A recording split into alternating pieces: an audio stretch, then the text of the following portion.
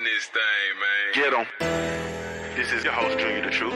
78 Sports TV here. Black Fight Fan TV. It's your boy Ticket TV. This ain't Combat Sports. Blood Boxing returns. What's good, Fight Fighters? Master Scoring. K-Black Box. NBA. Beverly Rose Boxing and Entertainment. Cali Enigma, Boxing and Sports Network. It's your boy, Blood Sports TV.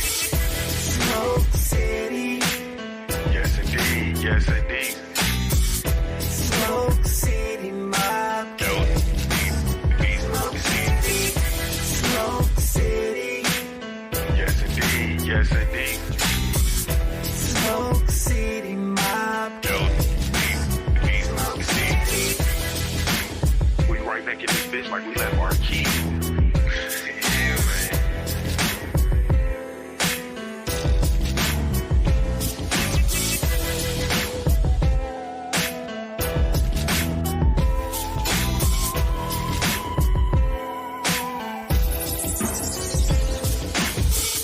Smoke City.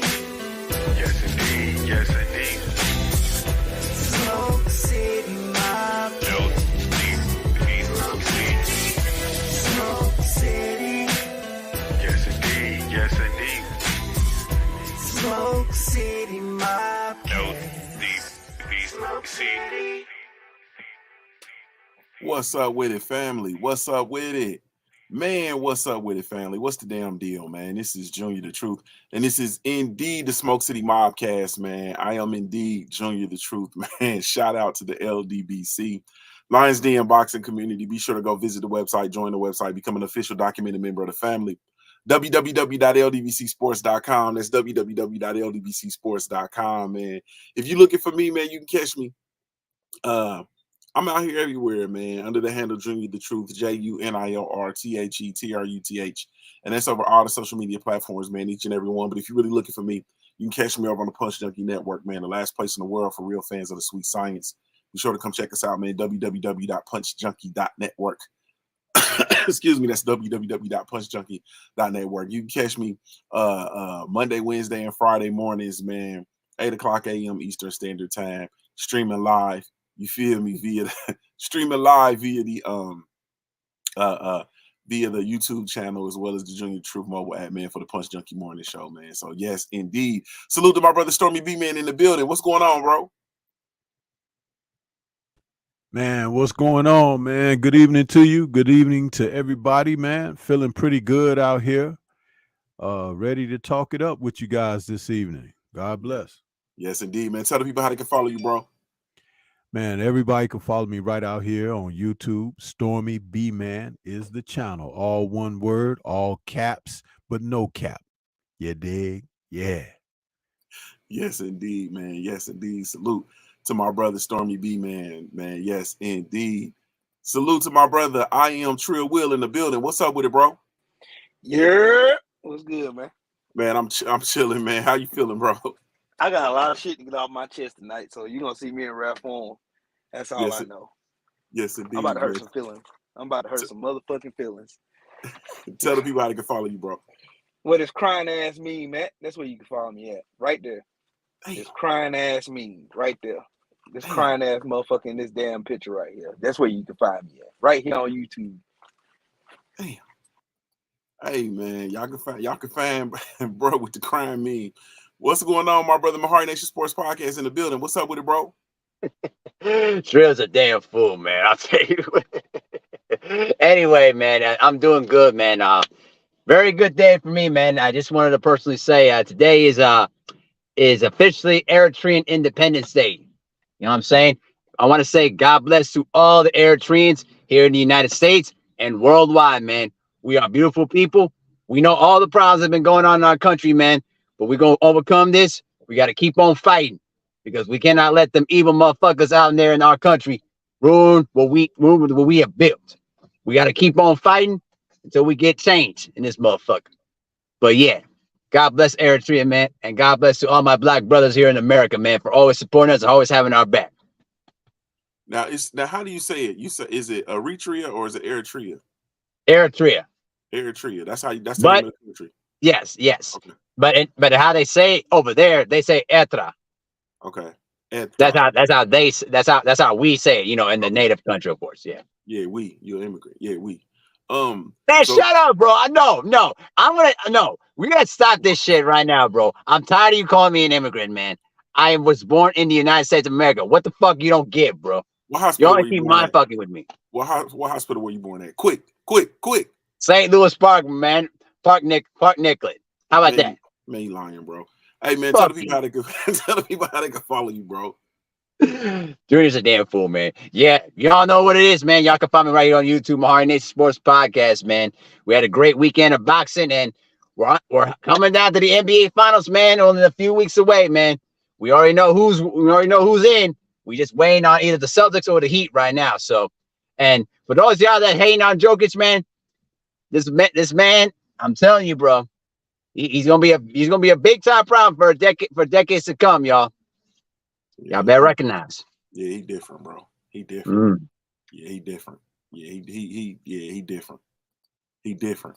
Salute to my brother Stay Ready Mac in the building. What's up with it, bro? Man, what's cracking, Brody? What's Man. going down? Man, chilling, man. Trying to get my trip together for Galveston, man. I ain't know it cost that much to go down there, bro. You must have looked at that St. Louis resort. That's what you did. That's exactly what you did. I know that's what you looked at. That's $500 a night. Hey, bro. I'm looking at all the Hiltons and all that, man, and it's all of them like 400, 350. I said, what? Oh yeah. Well, I might have to stay in Houston and just drive down. What's Houston, about 2 hour drive, hour and a half? Well, no, Houston right down the street. That's only like 30 miles. I might have to stay on the south side, man, and just ride down, bro. Man. I'm telling you, Juneteenth is a celebration down there, my boy. Hey, I ain't lying, bro. I ain't been down there since the Kappa Beach party, and we ain't. You feel me? We ain't say, man. We didn't pay. It wasn't like that, bro. I know. You ain't got to tell me. I still got Yeah. camcorder video. That's another story. I ain't gonna. You know what I'm saying? I ain't gonna put it out there like that, because somebody might go look for the evidence, and it might be a documentary, and they might see me on video. I don't need nobody making no documentary about the Kappa. Yeah, nah, man. We don't need no Kappa documentary. The Freaknik and stuff was cool, but the Freaknik was oversaturated. You feel me? Yeah. You can still get loose at the Kappa Beach party, bro. Hey, man, you can smooth get loose. You feel me? The Kappa was different. Yeah, it was different, bro. You feel me? And I fell in love with them Texas women and them polo shirt dresses down there, boy. Oh my God. And I forgot about them, bro. Yeah, bro. Now them sundresses. Oh yeah, yeah, them sundresses. Yeah, yes, Lord. You feel me? Yes, Lord. Yeah. But anyway, man, I don't even tell the people how they can follow you, bro. Man, y'all know where to follow me at. Man, Google me. Both pages. I'm still Googleable. Man, it's simple. Matter of fact, y'all need to go check out that Kenneth Sims Jr. interview. It was up yesterday. It's up and it's stuff. And we got more to come. Still got pieces of that Regis interview to drop. And we got some more interviews coming for y'all in this near future. So y'all just stay tuned. Stay tuned. Yes, indeed, man. And we got Regis, man. You feel me? He got the workout tomorrow in New Orleans. Oh no, he did that today. That was today. I thought it was Thursday. It was today. No, that was today. His strength and conditioning coach went live. They were running out there. Okay. They had the drones and everything. While the kids, the grown folks, and everybody was running out there. Bruh. I don't even, and that's the other thing. That Juneteenth weekend is the same weekend Regis, because I was sitting here plotting, bro. I'm like, man, I'm gonna go to Galveston, then I'm gonna leave out Galveston, and I'm gonna shoot over to New Orleans on my way back home, because New Orleans ain't but 12 hours from the crib, so I'm gonna shoot back. But man, it's like a 6-hour drive from Galveston to New Orleans. I'm like, oh yeah, damn sure, yeah. So I don't know, man. I might just scrap it, bro. I might just scrap all the shit, man, to be home. It's Father's Day weekend anyway. So I'm already, I don't know, bro. We're going to have to figure it out. But you a couple days out, though. When your birthday? My birthday is Friday. Big 4-0. Big 4-0. Yeah. Yes, all right. It's going down like that old lady on the Life Alert commercial, bro. Yes, indeed. Salute to my brother K _ in the building. What's up with it, bro? Yo, what's up with you, Junior? Man, How I'm you doing, chilling. man? You I'm good? good. I'm good money, man. I'm Yeah, good man. money. How you, bro? I'm great, man. I'm great, man. You know what I'm saying? Like I've been telling motherfuckers lately, I'm treating these motherfuckers like damn midgets at urinals, keeping them on their toes. Mm. Keep them on Yeah, their toes. yeah, You know what I'm yeah, saying? yeah. They stay on their toes. Yeah, man. Yeah, You know what I'm saying? But other than yeah. that, man, you know what I'm saying? Ain't shit, man. I'm just here. I stopped there for a minute. It's only gonna be for a brief, you know what I'm saying? Because my daughter got to tighten my hair up real quick before tomorrow because I got to be in front of some people. So, but Yes, yeah. indeed. Tell the people how they can follow you, bro. So you follow me damn on social media at K underscore. Um, most likely y'all gonna find me there on YouTube bullshitting, you know what I'm saying, with Cadillac Red and some of the usual suspects, if not all of them, collectively or, you know what I'm saying, spread upon, you know what I'm saying, like right now you catch me on Smoke City Mobcast. So, like Stay Ready said, I am Googleable now. I think we all are. You know what I'm saying? You type in Junior the Truth, you pop up in Google. You type in KKGK underscore fucking Supreme Beast Box Talk. My picture is gonna pop up within the first 10 to 15 pictures. I guarantee it. You know what I'm saying? So, but other than that, man, I'm here, man. What's good with you though? Man, I'm chilling, man. I seen you out there with the baby, man. She out there getting them reps in, man. I seen you. Hey. The key word, man. Yeah. And I got it from you. You know what I'm saying? I've always known this word, but I got it from you. And I ain't flexed this word on it yet. The word I've been giving her is consistency. Consistency. You know what I'm saying? But the Junior the Truth word that stuck to me from day one, from watching them Punch Junkie and to Smoke City. And when I met you, be intentional. That word has stuck. Be intentional. You like, if people don't know what that means, that drives you. You like, know what? Everything I do it with intention. You know what I'm saying? Fact check your own thoughts before you know what I'm saying? Be intentional so you can actually leave an imprint. If it's 10 people in the room, be the daggone the one that stands out above the other 9. How do you make yourself memorable? Because you left your, you know what I'm saying? You made sure you were intentional before you left that room or when you walked into that room. And every moment that then went on in that room. So I know I'm going to pass that on to baby girl, you know what I'm saying? Because every damn week is a word, you know what I'm saying? And I try to flex that on her. I'm trying to get her to develop her own interpretation of what the Mamba mentality is. It's to the point now I don't even have to tell her to do stuff. She's already at it. So I just want to see how far she wants to drive. And I'm gonna be that parent that's willing to nurture it, but not be overbearing. Because I don't want to live vicariously through her. This is her baby. I want her to cook it and be able to daggone show it to the world. Yes, indeed. Yes, indeed, man. I think you know, the if it's one thing that I can, you know, just give to my kids, man, and to any of the young people that I encounter, man, and that I work with, is just, you know, life is really truly about being intentional, man, being consistent. You feel me? And being, you know, really just everything that you do, man, it has to be intentional. Like, you got to get up in the morning with an intention. You know what I'm saying? And it's easier for me to talk to the younger people about it because, like, you know, the smoke, the punch junkie, I get up in the morning and I get to talking that shit and people be looking at me like I'm crazy. Motherfuckers, you know, everybody dealing with what they dealing with in their life. And every day you get up, bro, you got to have some sort of intention. Like, you got to be, what's the focus? What we working on? You know, what's the goal? You understand what I'm saying? And so one of the things I wanted to do, though, is I want to be intentional with what it is that we do here. Everybody on the panel, everybody on the chat, you feel me? I want us to be intentional. One of the things that I've really been working on with my platform, those of you all who know, and have been, you know, over on my platform, is I'm trying to really truly work on an environment that is conducive to productive fanhood. You understand what I'm saying? Like, I want us to be able to exchange ideas. I want us to be able to argue. I want us to be able to bicker. I want us to be able to have different points of views. I want all different ideologies and viewpoints welcome. You understand what I'm saying? As long as everybody that's coming in is conducting themselves in a respectful manner. You feel me? And for me, I'm really intentional with trying to conduct myself with a respectful manner within the sport of boxing, because first and foremost, that's the way I carry it in the street. You understand what I'm saying? The way I carry it in the street is I'm a man first and foremost. I'm a black man, and then I lead with respect. I don't give a fuck about shit getting out of hand, but I always lead with respect. You feel me? And so I carry it the same way on these platforms because I'm not going to say anything on these platforms that I'm not going to say in person. You feel me? So I'm not one of them people that's just I'm this and this. No, the same energy that I have on here is the same energy that I have in person. So I carry things with, and it's no different than with people who get disrespectful with me when they see me. There's certain things that people have to stand on. You understand what I'm saying? Motherfucker say he gonna slap me on sight. When you see me, you pretty much gonna have to stand on that. You feel me? Like it's so for me, I'm trying to, and if you notice when you come to my channel, there are no moderators.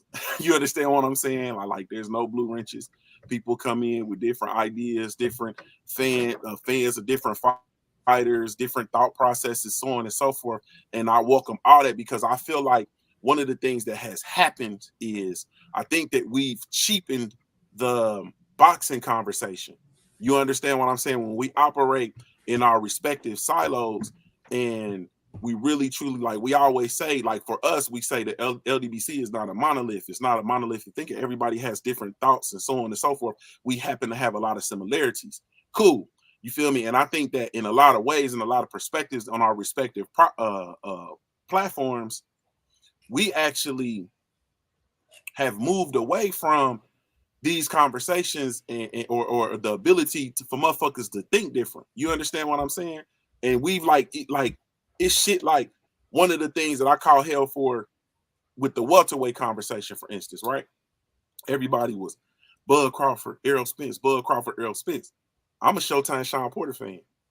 I still feel like Showtime Sean Porter is the motherfucker with regard to the 147-pound division because he fought everybody. You feel me?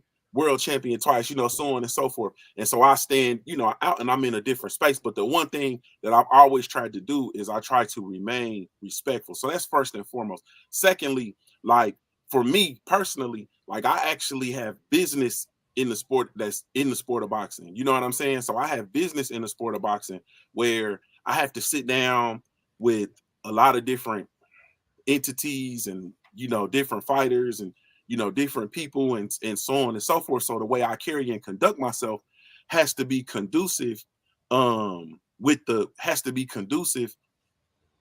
way that I am and the way that I actually truly conduct business. You know what I'm saying? And so it's a lot of people, in a lot of situations I find myself in that's not really ideal because of the thought processes with regard to the people who create content on YouTube. You feel me?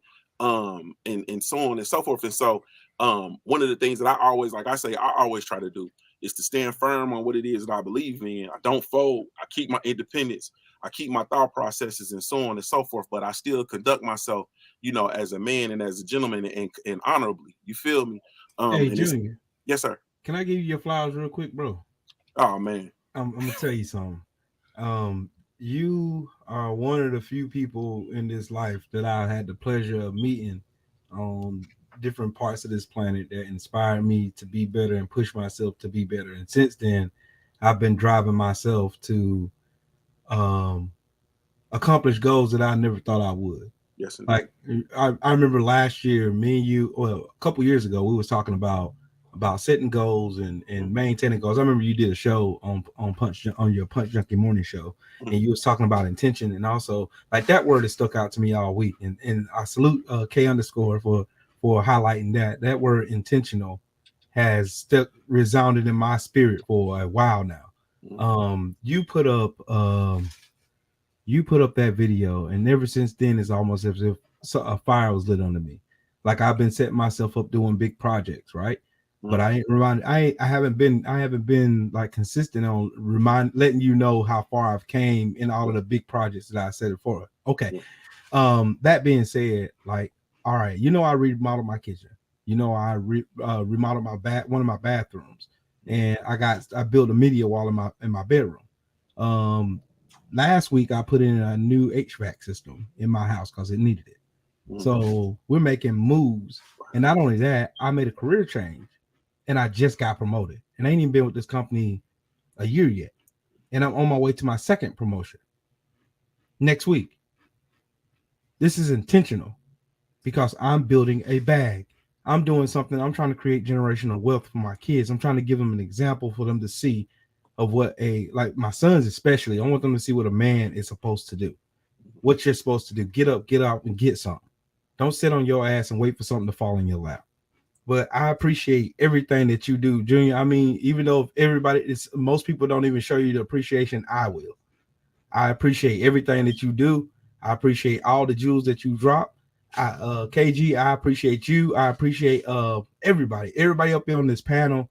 I appreciate y'all. Y'all know Stormy B Man, especially the OG. I appreciate you guys because I listen to y'all. Though y'all may not know it, I listen to y'all and I internalize some of the stuff that y'all say, and it helps me to grow as a man.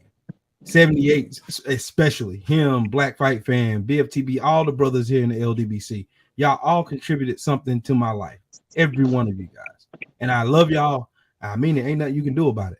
But you know what I'm saying? I just had to get that off my chest while you was talking about intention. Yes, I indeed. intentionally love y'all asses. You know what I'm saying? Hey, let me say this too. Let me say this too, real quick as well, because I want to add on to something too as well. You know, the thing that I enjoyed about being in this LDBC group, especially over the last 5 years, as I've been here a long time, is that the fact that I've recognized that I've really matured a lot. You know, I always, Junior knows that I like to joke around with him a lot of the time, just, being playful and being childish sometimes. But on the real, though, a lot of the lessons that Junior has passed on, especially 782, how to deal with women, how to talk to women, and how to, act accordingly and act respectively as a man, has really helped me understand, like, listen, man, you don't need to be, childish or nothing like that. Just be you, be the best version of yourself. You know what I'm saying? And because of that, I've learned how to be more open with people now. And I've learned how to be, accepting about what my flaws are and how to get better at it too. And the best thing about you, Junior, is that you motivate me to do better in my life. You know what I mean? I'm building myself together to go to grad school for next year so I can learn how to coach basketball. And you know what I'm gonna do? I'm gonna take all the life lessons I learned from Junior, learn from BFTB, 7-8, Black Fight Fan TV, and especially Stay Ready, KG, Red, and also Stormy Beeman, and also the Curtis Anderson, rest in peace. All the lessons that I've learned from you guys, I'm gonna try to apply that when I coach the kids. You know what I mean? To be better people, to be outstanding athletes on and off the court, on and off the field. You know what I mean? What you guys have, what we have built is gonna lead us to huge success down the line. And I cannot thank y'all enough. And even to the ladies too, like, Kui, Tay Tay Brown, all them ladies, you know what I mean? Giving me all the game, soaking all that information in. Y'all really helped me mature as a man. And I cannot thank y'all enough. You don't get enough of it. But I'm giving y'all tonight because y'all deserve it. Thank y'all. Yes, indeed, man. Salute. Let me jump in here. So my brother Cadillac Red in the building, Supreme Beast Boxing Talk. What's good with you, homie? Wow, what's up with it, Junior? What's happening with it? Man, you got it, man. Tell the people how they can follow you, bro. Shit, man, y'all can follow me right here on YouTube, Supreme Beast After Hours. Make sure y'all go sub. Tell somebody else to go sub, man. The number's still sitting kind of low. If y'all came in, we try and get to 1,000. We grinding. You guaranteed to learn something and laugh watching the show. And we outside tomorrow night, 8 o'clock Eastern Standard Time. You know what I'm saying? And y'all talking all this shit. KG 503 like the hating shit. But yeah, man, the champs is here. You know what I'm saying? The champs is here. Your boy done coached up his daughter to a flag football championship. Championship tanks. Big ring. Mr. Bubblegum, man. I told you, that ain't no Mr. bubble gum. Bubblegum, man. If it's bubbles, it's suds because we washed them niggas.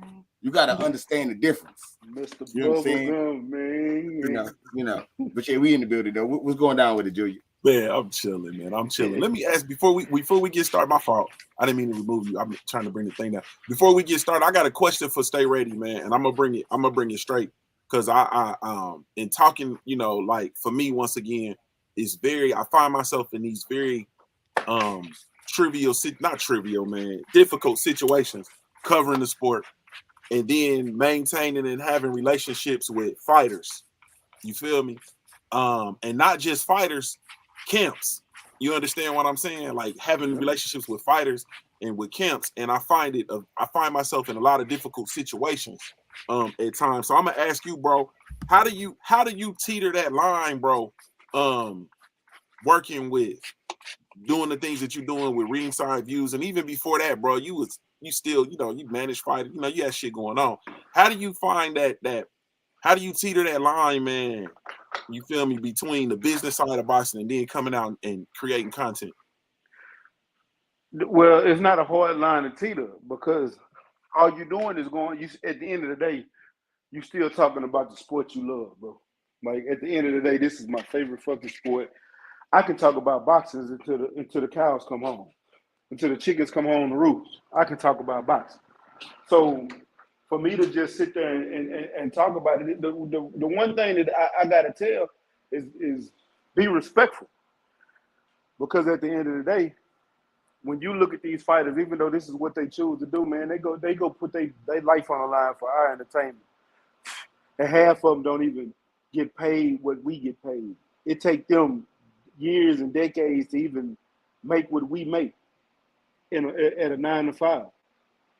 And they struggle to get to a point. Some of these fighters never even make it to the point you get put on TV. Some of these fighters, even when they get put on TV, they make $2,500. Hold on, bro. I don't want you to breeze past that, bro.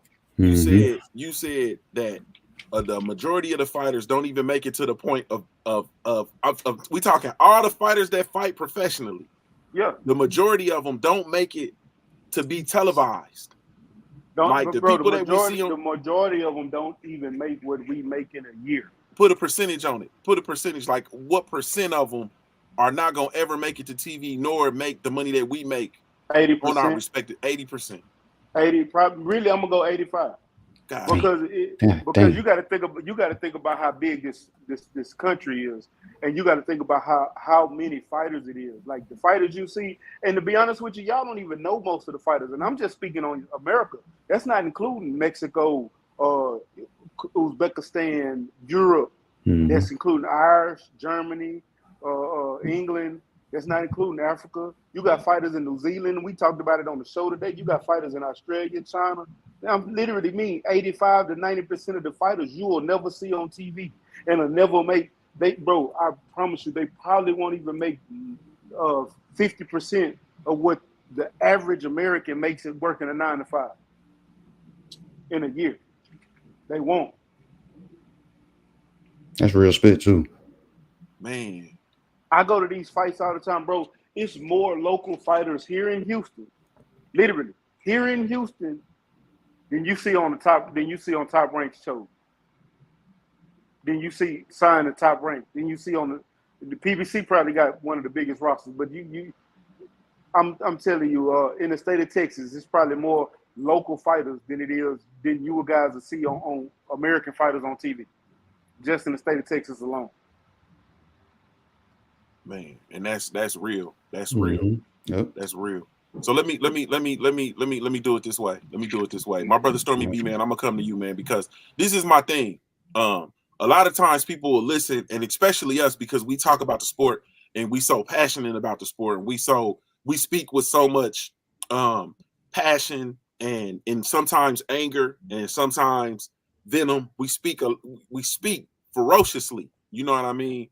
And it's easy to get it misconstrued and to think that we don't really like boxing because we have gripes. You feel me? And a lot of times the gripes will overshadow the actual our love and us being a fan of the sport. You understand what I'm saying? So Stormy, I'm gonna ask you, bro, from you and from the wisdom side, what is it about the sport of boxing, bro, that keeps you captivated and dialed in to the actual sport over the totality of your life? It's about the cultivation of an individual, because boxing is one of the most dynamic individual participation sports. The character of a man being able to face down a challenge in life. That's why my Tuesday evening show, the Tuesday Tussle, is basically a show that typifies the analogies between boxing and real life, because every day is a battle. especially if you happen to be a melanated person. You understand? So the principles of what it takes to persevere, to keep going, to keep having aspirations, goals, a drive, incentive, desire, things that become virtues for some, ethics for others, and a combination of all for yet and still others. That's what's important, and that's what keeps me going. I did a show just last night where I talked about how boxing matches are scored. And I actually broke down the scoring system of boxing because people don't talk about that, especially on the heels of this fight we just had this past weekend. And you had such diversity in opinions about what people thought that they saw. But when you do not understand the process, you can be misled and also influenced improperly at what you saw because the rules are no longer placed before you. You have to look for them. There was a time when a boxing match would come on, and before they got down to business, the commentators would explain what the rules were and how fights are scored. And this was before we started receiving all of this biased and angled agenda based and pushed promotion of certain networks, certain sanctioning bodies, and things of that nature. So when I did that show, it was to try to help educate on the proper way to look at fights. And the more that you practice, the better you can be. And the more that you can actually see beyond when you just were witnessing two guys in the ring going at it, doing their thing. So that's what keeps my love for it. And I found other ways to sustain the love by not just dwelling on what's popular, by looking like Stay Ready was talking about a moment ago, guys that you may not have heard of, guys that are not even on television and things of that nature, or stories that are from different parts of the world that don't get the drops here because that's not what's important or what's popular or whatever, according to this particular nation and the perspective of how they promote it. So there are ways that you can seek to better yourself in it and to also develop that love that you have for the sport.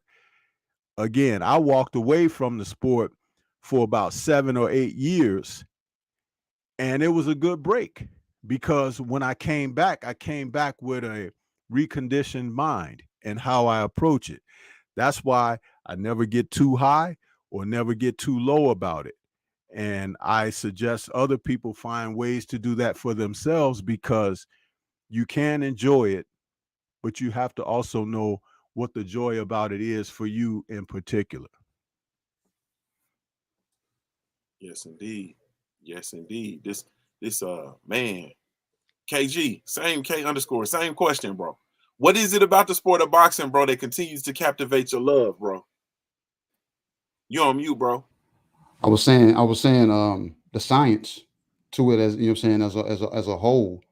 Um Myself personally, I never really got tied into pay-per-view buys, the numbers, how many asses was in the seats, who was talking about who was fucking who was doing coke, who was damn juicing. I was so fixated on when the bell rung. You know what I'm saying? So I still get that to this day. Even when I watch, like, say for instance, cards like top rank cards, and they're keeping the young kids together. You know what I'm saying? The Keyshawn, you know what I'm saying, the Keyshawn Davises, the Tiger Johnsons, the Big Baby Andersons. They're keeping them on a circuit. You know what I'm saying? So I'm falling in love with that because I get to see these kids grow and understand. And I just said it to somebody. I said, bro, I said, you know who you're dealing with when you talk to people when it comes to boxing based on the era that they resort to. You got a lot of guys, as soon as you bring up boxing, they speak on Floyd. Or you got the guys that bring up the Hagler Hearns. Or you got the guys that's in between with the Holyfields, the Tysons, coming forward, the Zab Judas. You know what I'm saying? The guys of that nature. And then coming almost to the point where you stop at a void with Tank Davis. You know what I'm saying? You might hear Earl Spence or Crawford, but boxing is ever evolving. I'm watching kids now like Abdullah Mason, Dante Benjamin. You know what I'm saying? Najee Lopez. You know what I'm saying? I'm able to see boxing still be able to carry over, and we watch the styles transition. So I'm still embraced, you know what I'm saying? I'm still engulfed with boxing solely because I'm able to still watch the science of it and watch tight fights and listen to when people come to me and say, man, who won that fight over the weekend? And me watching these fights in real time, having who I want to win and trying to find every reason to see that person win, to having to see this end in controversy and go back and watch the fight with no sound, and then go back a third time and watch it maybe in 3/4 speed, so you can kind of see what's being placed, the movements, what, you know what I'm saying, what the judges may have daggone scored that round for, try to them actually see their brain and separate myself from that. You know what I'm saying? You try to eliminate all bias. That's what it comes down to me when it comes to, like, that's my avenue. That's why I don't, like, once the bell rings, that's the only time I don't see color. And I'm gonna be straight up and down when I say that. Anything outside of the ring that everybody ties into, that I find that I gotta damn speak to when it comes to content, I'm like, damn, he on some fuck shit. He on some fuck shit. But then when the bell rings and I see a certain skill set, I can do this and close my eyes and listen to what's going on and open. I'm like, damn, I didn't know that Asian dude was gonna win, or I didn't know that white dude was gonna win. I just went off of what I heard and what I did, you know what I'm saying, knew based off of the skill sets. So that's where it goes blurry to me. I got styles that I like to see, and if I can see it then prevail against another style, I just point it out as that. And then I tell people, I'm like, well, how about you flip flop that person that, you know what I'm saying, whatever nationality is, and put it as a black person? Would you still embrace that style, or would you still consider it something of the norm or something that we've already, you know what I'm saying, evolved to? If I don't see it, like the damn 80% of guys that you said we won't see, if I don't see it from somebody else, I won't know that this guy can do what Lomachenko does, or this guy can do what Boots Ennis does. I wouldn't know. You know what I'm saying? But when I see it to my eyes, I mean, I'm still able to play with the science of it and eliminate everything else. That's why I always wait for the bell to ring, Junior, when it comes down to it, straight up and down.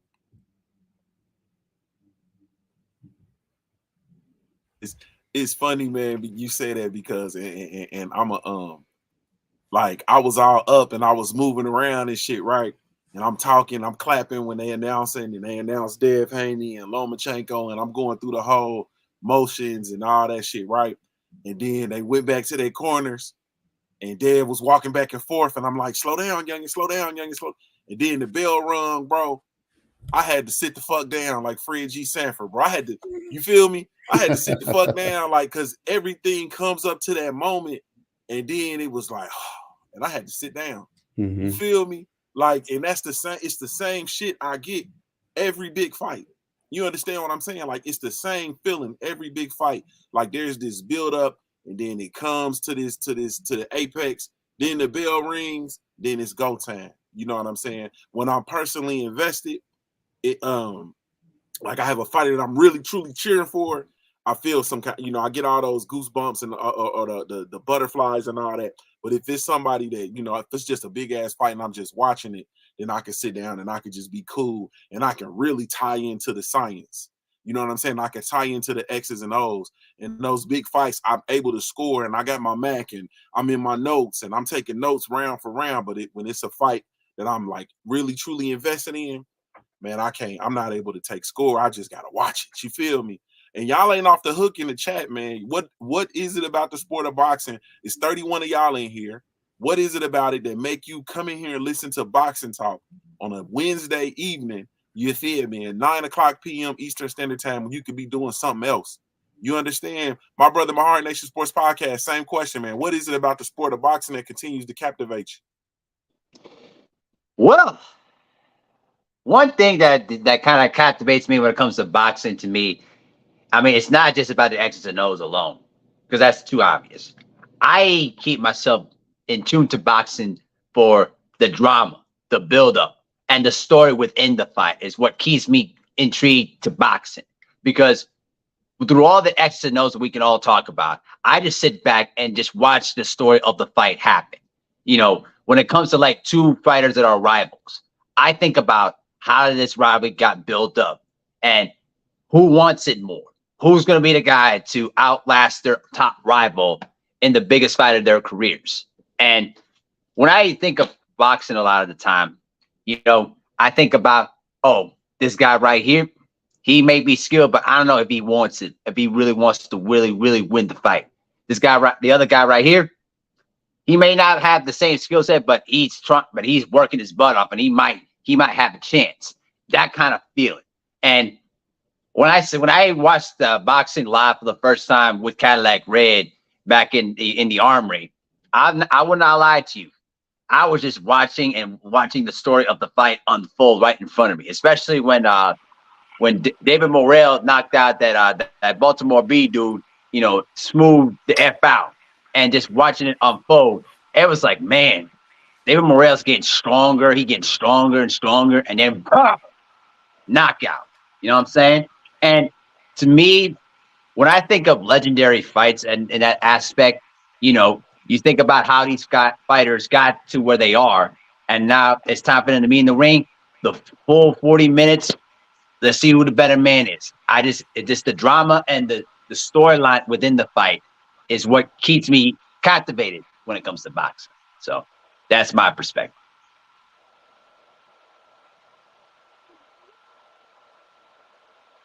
You on mute, bro? Yes, indeed. Oh, yes, indeed. Okay. Yes, indeed. My brother Red, same exact question, man. What is it about the sport, bro? What is it about the sport of boxing, man, that gets you to stay captivated and dedicate a good portion of your life to it, bro? Hands down, man, white on white violence.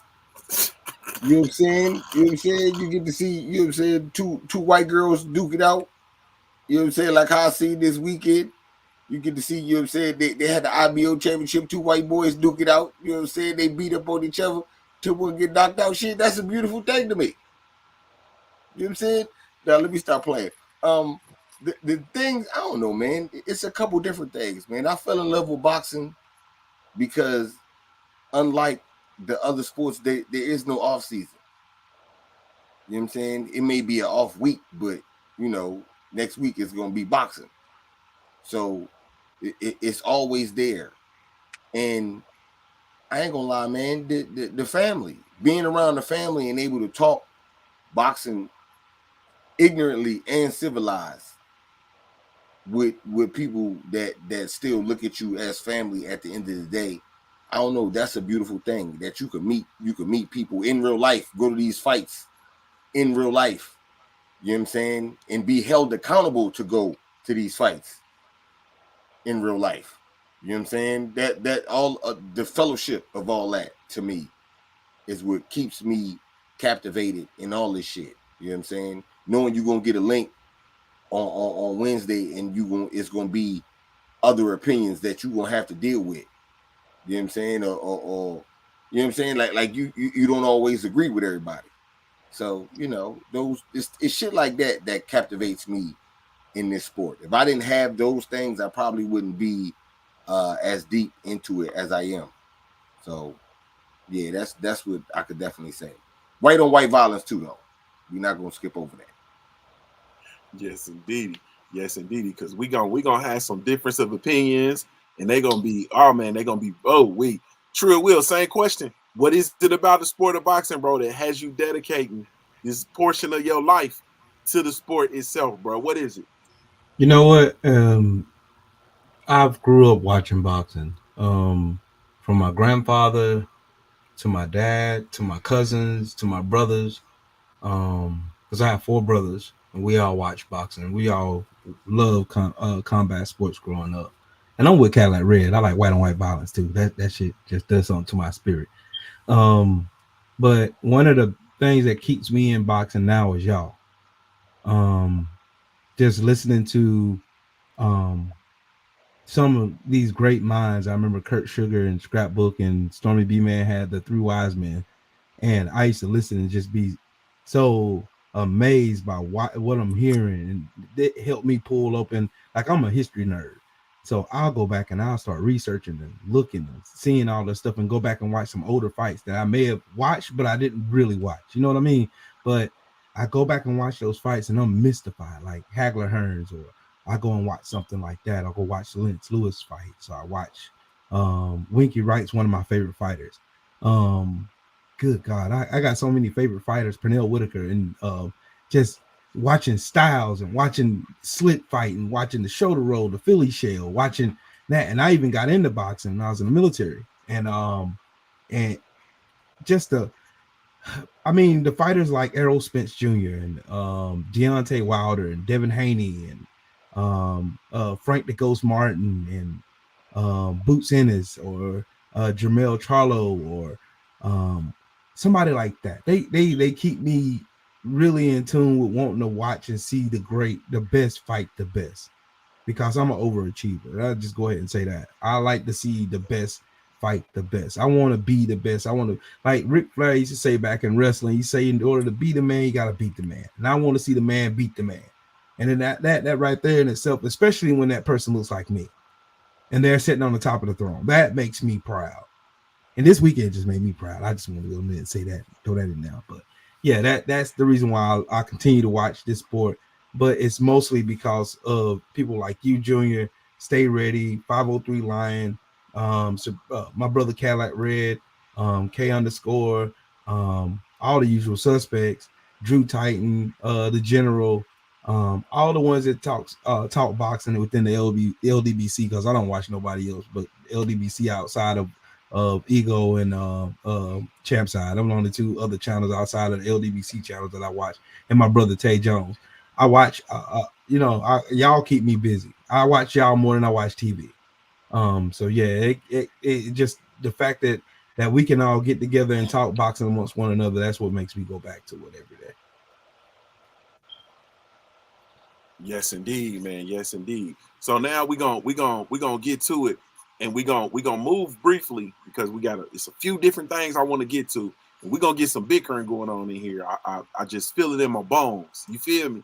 I feel it in my bones. But give me your I'm gonna start with I'm gonna go back and I'm gonna start with Stormy B, man. Give me your brief thoughts on the Devin Haney versus Lomachenko the fight, and then what's next for both fighters moving forward from right now. Well, I thought that I did a poll on this fight, and I asked everybody what did they think of the fight, the matchup, not the outcome or whatever, but what did they think of this as a fight given to us as a boxing match on a scale of 1 to 10. And it really surprised me that only about 43% of the people taking that poll said that they thought it was a 10. Some scored it between rated it between a 7 through 9. That was the second greatest portion, and then it was less. It was broke up for the rest, and that told me something very revealing about the boxing public. A lot of people didn't realize how good this fight really was. Even though you might like who you like, Vasily or Devin, follow who you follow, this was quality boxing. It's the best boxing match between the top talents that could be made at that last week, for the year thus far. So in the aftermath, after what I watched, I actually scored the fight a draw. And I've been trying to get to watch it a second time, but every time I get ready to watch it, something happens and I get pulled away from being able to sit down and watch it. So I haven't had a chance to even watch it a second time. Like some people have said, they've gone back and they've even revised their scoring. But I knew it was quality. But I was also very realistic when I was watching what was happening with Devin, because he was growing up in this fight. Even though they had a game plan, they knew what they wanted to do and everything. There were moments that were revealed in that fight that he did run into some uncertainty. Now, to the casual eye, they may not have been able to see that, but I was able to see it. It was some things that he was allowing to be done to him physically that should never, ever take place. and we could talk about that at another time. But I thought a very good fight. I think it is even worthy of a rematch at some point, even if it's not immediate, because I think that Devin is going to have to learn that, okay, you can get victories, but you also have to learn how to be very decisive with your victories. So running it back against somebody and beating them even better, showing that you are better, is another way to fortify yourself as a fighter. Going forward, I think that both guys should get right back in there against someone that will challenge them. That doesn't mean you have to fight the toughest fight in the world, but you need to fight someone that help you keep that edge, that competitive edge on you. Lomachenko can still beat a lot of guys. I saw that in the way he fought in this fight against Devin. And I do believe that one fighter in particular is going to stay away from him, that we've been calling for to see him fight as well. So I just want to see these guys, really get cooking. But I'll say this, behind them and the other couple of names that we've been banting about, there's a wellspring of talent in that division, man. That is probably the hottest division right now. But the guys need to get busy and fight. But that's a hell of a division. Those are my thoughts. Ooh. My brother, stay ready. Same question, man. Give me your brief thoughts on the fight itself and what's next for both fighters, bro. You on mute, bro. Oh shit. I'm not gonna lie to you. I'm like Stormy. When I originally watched the fight, I scored that fight a draw. Good fight, but I scored it a draw. But like I told my partners there, if they gave it to Devin, I'm not mad because it was so many close rounds. You could have scored it that way. And I said, if you're the champion, 9 times out of 10, you're gonna get those close rounds because it's hard to really judge those rounds. But when I went back and watched the fight, I actually scored the fight 8-4 in Devin's favor.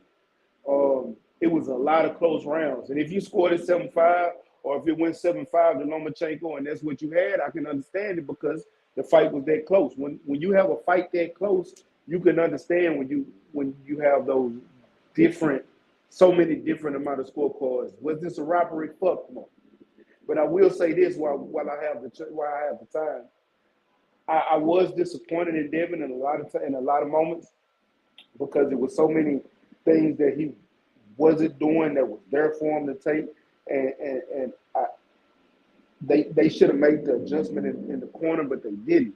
The straight right was there all night. You was too busy trying to jab while Loma was trying to take their jab away. That's why he stayed on your left side the whole time. You should have been throwing that straight right. It really should have been a lead right hand more than throwing the jab. In moments you could have feinted the jab, but through that lead right, it would have made Loma reset so many times. And then you had moments where you was attacking the body, you hit the body, you seen Loma reset, and you seen where he was hurt because that left hand come down, he favoring that side. You're the right side. You never really attacked it like you should have. You was going to the body, you consistently stayed at the body, but you didn't be more aggressive when you seen him hurt at the body. I understand. I think he was more worried about punches coming back, which is understandable. But one thing that he did also was giving up his height. I didn't like the way he was giving up his height in that fight. That's a shorter fighter. Make him work to come inside. You find your range. Keep your distance. You work good in the mid-range. You could have boxed on the outside and make him come inside. The moment he come inside, that's when you hit that body. Make him reset and back up. You had him going backwards the majority of the fight. Find that range and fight in that range and keep pushing him backwards. Don't get too close. With a shorter fighter like that who's trying to get close to you, who's trying to make it an inside fight. You don't want it to be an inside fight with somebody like a Lomachenko. You took his angles away. That was great. That was the perfect way to fight him. But you gave up your height too much. I didn't like it. But all in all, you got the win. You got it in a rough way, and it was hard fought. But you got the win. But you made the fight way, way, way harder than you had to. But all in all, it was a good fight. And this is one of those fights that I'm going to continue to go back and watch because it was that good of a fight. Like, it was action packed from one. It was literally action packed from 1 to 12. I enjoyed it. Yes, indeed. Yes, indeed. My brother, my Heart Nation Sports Podcast. Same question, man. Give me your brief thoughts of the Haney Lomachenko fight, man, and what's next for both fighters. Oh, hold on. My fault. Stay ready. My fault. Stay ready. You didn't give us what's next for both fighters. I want to see Shakur Devin. Y'all know what I want to see. Lord. Yes, Lord. And Loma, I don't have another mix for Loma. Loma can go fight Tank. Loma can, to be honest with you, I've said it. I've been saying it for a long time, and I'm gonna continue to say it. 135 is too big for Tank. I mean, too big for Loma. Not Tank. Tank can fight from 126 to 147, but it's too big for Loma. Loma needs to go back down to 130, 126 to where he's actually comfortable at the weight. If he feel he's comfortable at 135, you better figure out a way to lose that weight and go to 130. Because you was a monster at 130, 126. Because you know a fight I would like to see at 130? You know a fight I'd like to see at 130? Gary Russell Jr. Oshaki, Oh. Oshaki, Foster, and Lomachenko. That's what I want to see. Damn. Tell me that ain't a boss-ass fight. Damn. I ain't never think about it. Yeah, and I promise you Oshaki will win that fight. That's a fight I want to see. Yeah, my brother, my Heart Nation Sports Podcast, man. Same question, man. Give me your thoughts, brief thoughts on the Lomo versus Devin Haney fight, and what's next for both fighters. Well, I'll say it like this. Heading into this fight, I knew that it was going to be a very tough chess move type of a fight, because we have two extremely skilled guys at their craft. And I was obviously cheering for Devin to win the fight. But to me, I felt that Devin made the fight a little bit difficult than he had to. If he used his height more, and then do more of using that jab to push Loma back, and use his height to try to make him lean into you, and then you can use it to try to hit some body shots, I think it would have been much more easier for him, and he probably would have had a chance to probably get him on a stoppage. But Loma is a great fighter, and we know how skilled he is. We know how great he is. And from rounds 1 through 8, I felt that, Devin Haney was doing a great job of defense, ring generalship, making Loma miss, and doing a good job of blocking the punches with his arms. And by the time we got to midway towards the 9th round to round 11, Loma started turning things up, and he turned up the heat, and he made it much more difficult for Devin Haney. The thing that I think that Devin Haney needs to do is utilize his height a little bit more. And when you got a guy hurt, continue to stay on the attack and push the little man back. You know what I mean? I felt that he did that early on in the fight, but then he stopped doing it and then almost got himself into trouble. But either way, it was a really good fight. Originally, I had 7 rounds to 5. But after rewatching the fight again, I would say it's 8-4. And I think that's how far I'm going with it. I mean, there's a lot of close rounds that they could have went either way. If somebody would have said I actually had the fight a draw, I wouldn't be mad at you about that. But at the end of the day, it was a very close fight, and Devin Haney did enough to win the fight.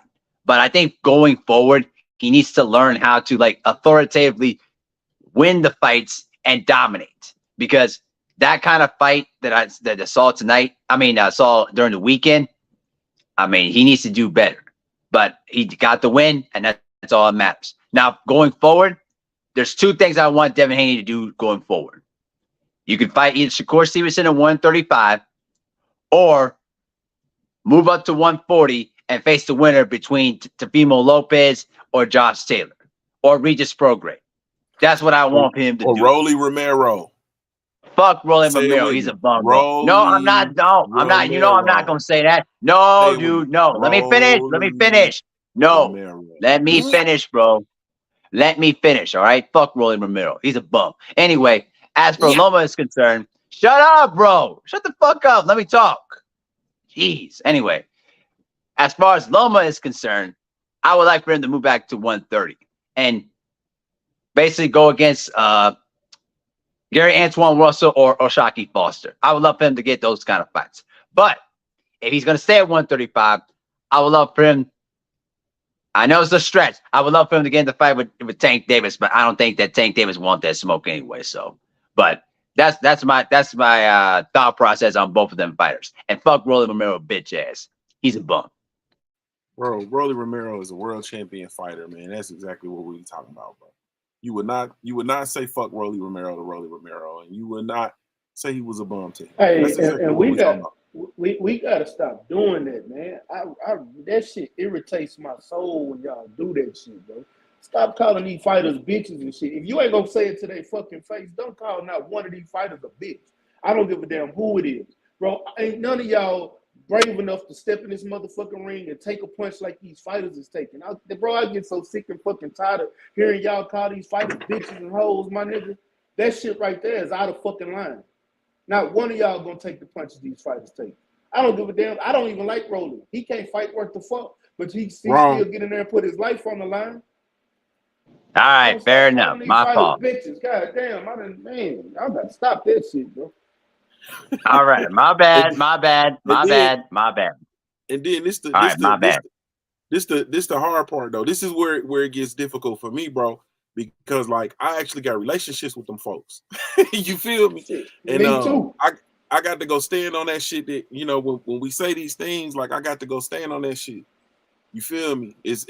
I'm not saying, you know, motherfuckers can't speak their minds and so on and so forth, but you know, ultimately at the end of the day, bro, just, you know, we have to carry this shit with a certain level of respect to be taken seriously. You feel me? Just on some man shit.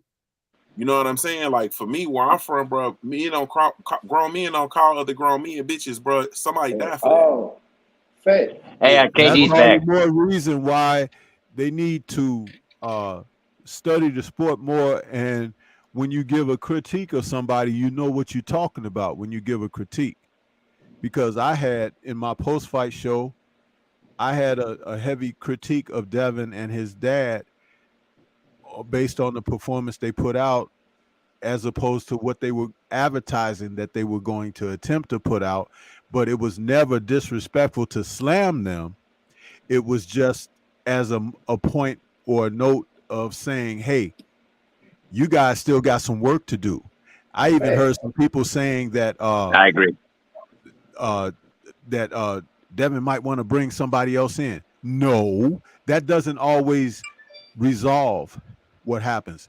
Going back to the lab, going back to the drawing board, even in victory, can always be a good thing. And that's where even us, when we watch these fights, we can even get better if we can get more precise with the technical viewpoint of what we're witnessing. That's what I try to bring when I do what I do, because again, with that type of eye toward things, keep it business. Like Junior does his show every morning, and at some point he's giving us business tips, and he knows how to focus that in. And when you learn that, you can dial in and jump right in too. But if you're a novice or you're just getting new at this, you can't come in and talk like what he's talking about because you don't know what he knows. So you make yourself look foolish and prudent, and people have an automatic resentment for that. So yeah, I think that curtail your emotional aspect of it and try to articulate more technical and critical of it in the sense of what you're looking at, and don't let your feelings be involved in it. You know, coach, and that's 100% because I done stepped in the ring. I trained. I talked to my boxing coach today. I'm about to start back training anyway. But we get caught up in praising our favorite fighters, that any negativity that comes their way, we ready to call the other fighter a bitch or a hoe. That we get so emotionally attached to fighters. And don't get it wrong, I done been there. But at the same time, I'm still not gonna call this other fighter a bitch, a hoe, or this and that. I call everybody a motherfucker, so everybody get that motherfucker. Because motherfucking me, that's my favorite word. But when you look at it as a sport, and why we love the sport. We love the sport because of the animosity between fighters. That's what makes some of these big fights. Like the animosity between Ryan Garcia and Tank Davis. That right there is what made that fight huge. Even though I don't even like the gringo. I call him a gringo because that means outsider in Spanish. You know what I mean? It don't even mean anything.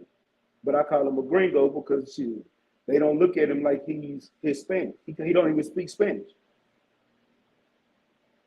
You know what I'm saying? So when we look at that, we get look, I'm gonna give you a prime example. This weekend we had Shakur Stevenson jump in the ring with Devin Haney.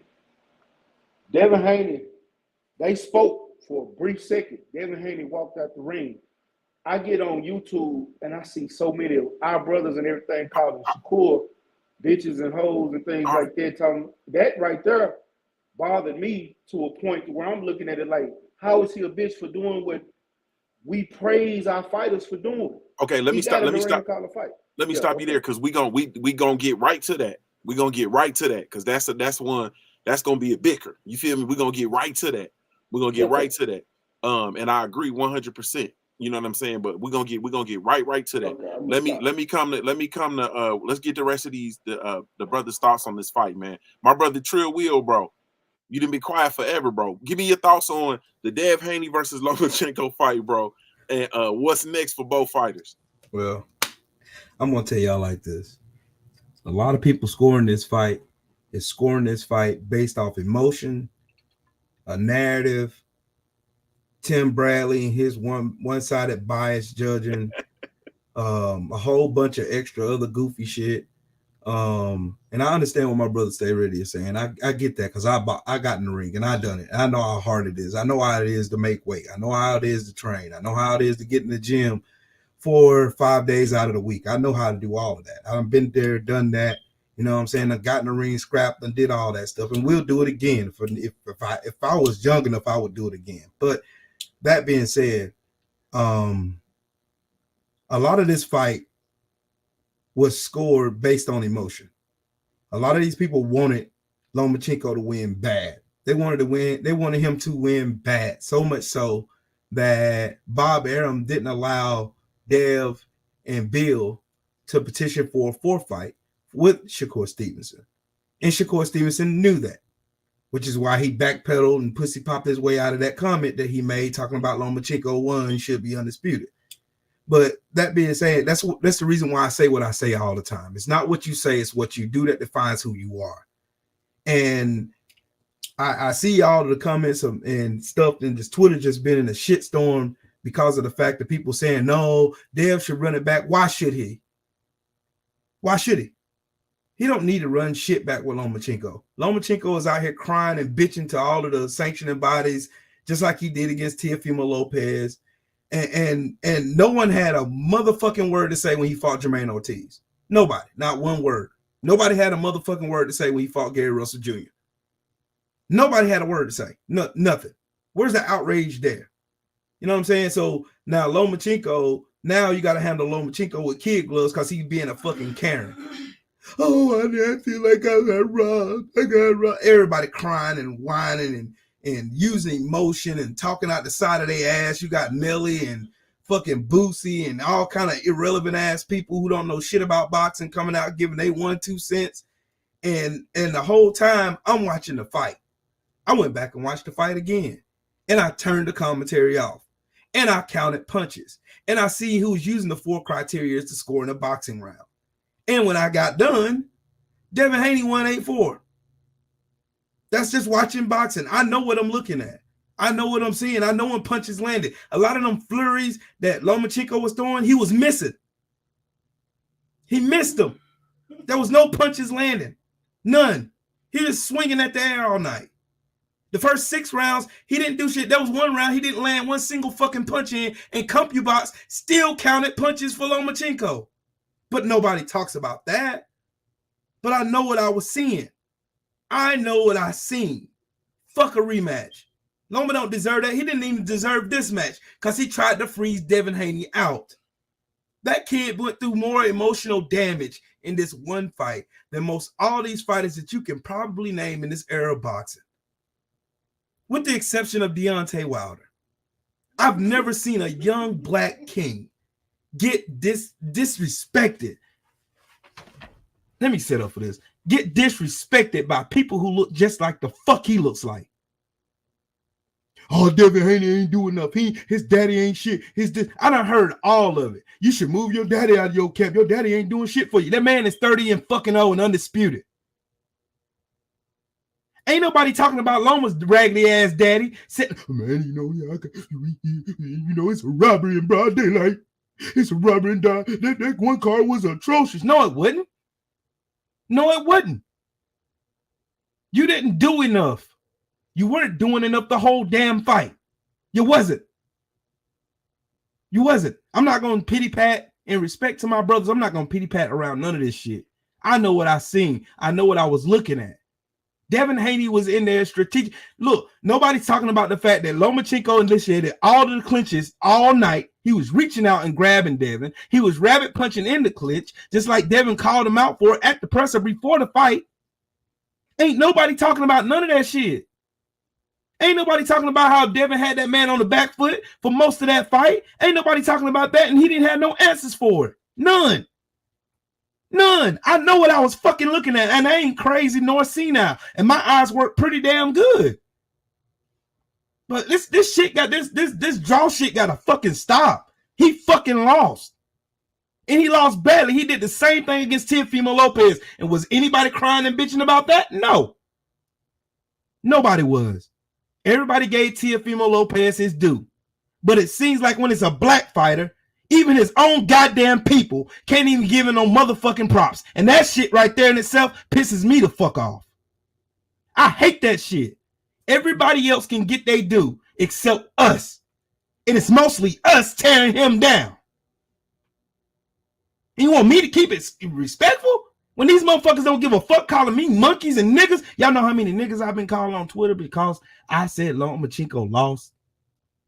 Y'all know how many comments I had to delete? Motherfuckers was going to my video of my granddaughter, putting monkeys in the fucking chat because I simply said Devin Haney won.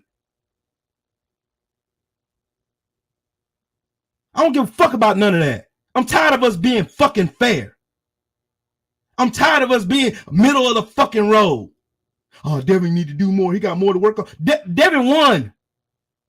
Fuck all that. Devin won.